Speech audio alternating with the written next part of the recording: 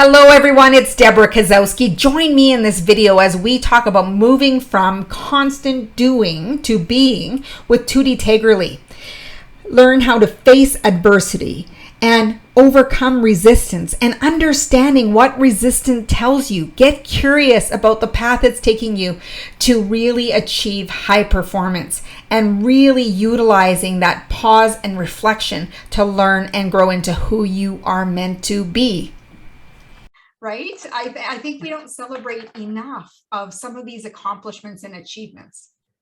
Oh, I completely agree with you. I work with a ton of high achievers, and so many of us, I don't know if you've ever gotten a performance review and you flip, flip, flip, flip, flip. You don't care about what's on page 1, page 2, page 3, page 4. You're like, where is the critical feedback? Where's the grind, the stuff I need to improve and change? And all too well, we do not stop and celebrate. We're just moving on to that next goal. And a stigma, I think, of hyperachievers. So wonderful to be able to stop and celebrate with you for a minute.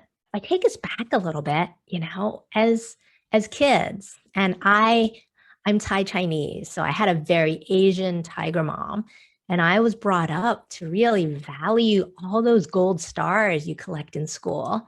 I knew that I was supposed to be a quiet, good student, just a good listener. And I love collecting all those gold stars, all those grades, all those everything because I wanted to make my mom proud. I wanted to make my parents proud.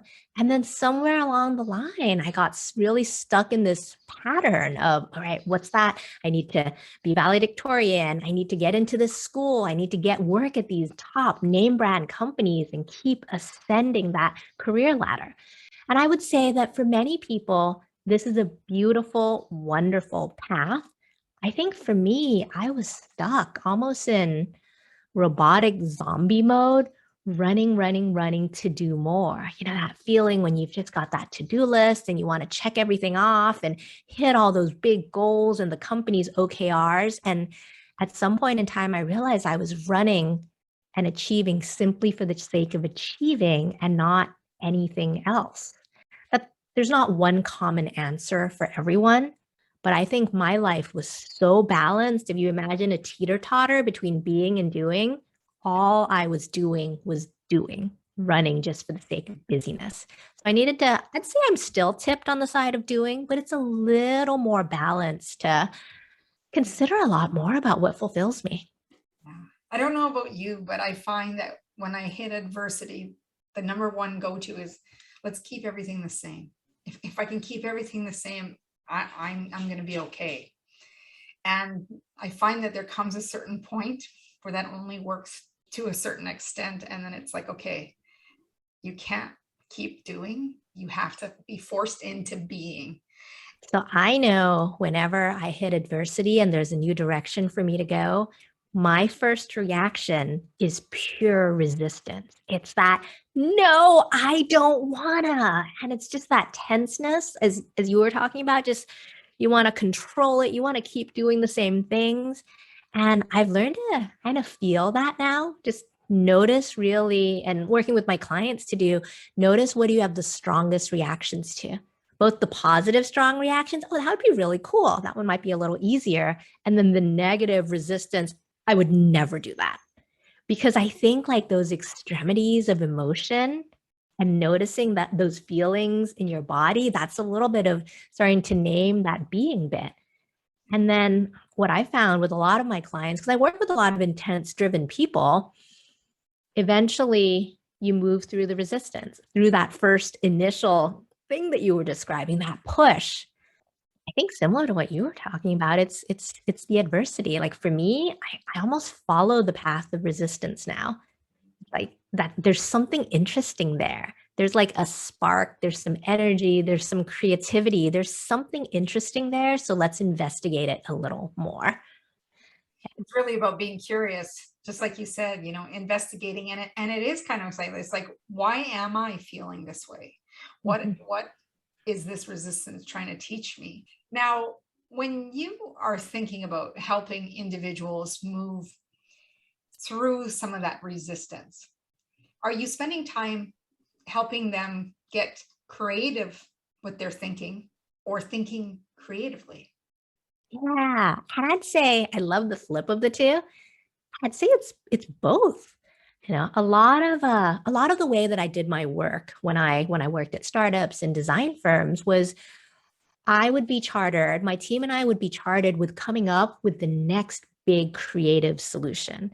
We would work for the world's top brands and be asked to figure out what's the future direction of autonomous vehicles or connected homes, or where is that going in, 3, 5, 10 years. And I did some of that new type of work, forward-looking work for new products for Facebook as well.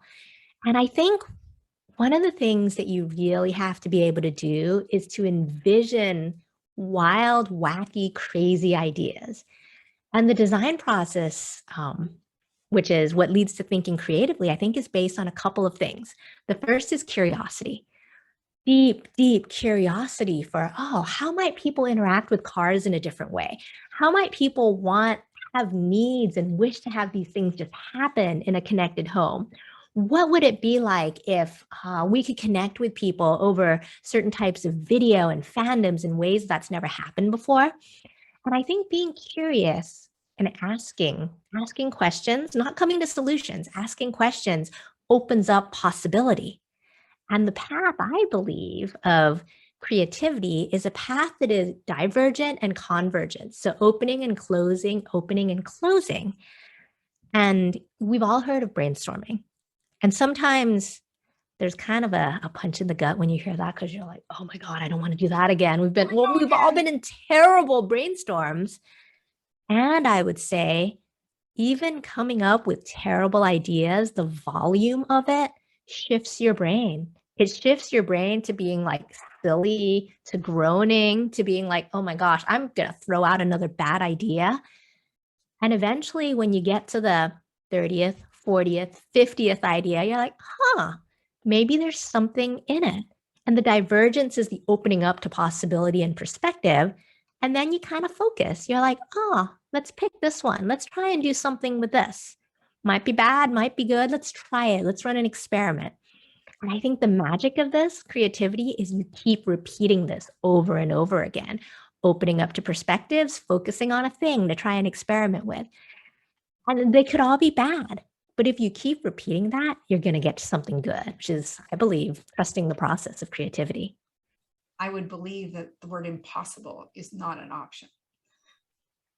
You know what? I love the word impossible. One of my mentors and former coaches would always talk about, what's your impossible dream? Another one of my friends works at a company called Impossible Labs.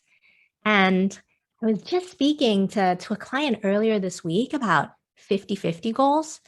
So, and this is something that comes up in tech companies, which is when you set goals for the year, for the business, whatever, and you have these particular goals, they're 50-50 because you should only be able to achieve about 50% of them. Like if you actually went through the year and hit every single one of your goals, they were actually too small.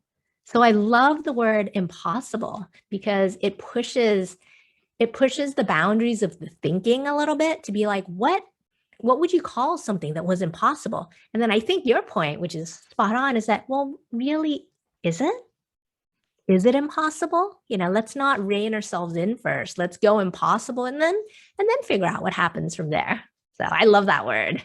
First of all, we all have self-doubt and self-sabotaging behavior. We all have those voices in our head that's like, what? You only did that? That other person has done this much. It's like, oh, you think that was good enough? Like all of these voices and chatter, our self-critics are in our head. Something that I work with a lot of my clients on is identifying those voices, identifying where and who they might have come from. Some of mine come from my mom when I was young, and recognizing that they are simply a number of different voices that are there. They're not truth. They're not reality. They're voices and different options. And you could choose to hear other voices, the voice of your best friend, the voice of a mentor, the voice of a leader that you admire. And it's simply listening to a bevy of your voices, and you pick which one to listen to.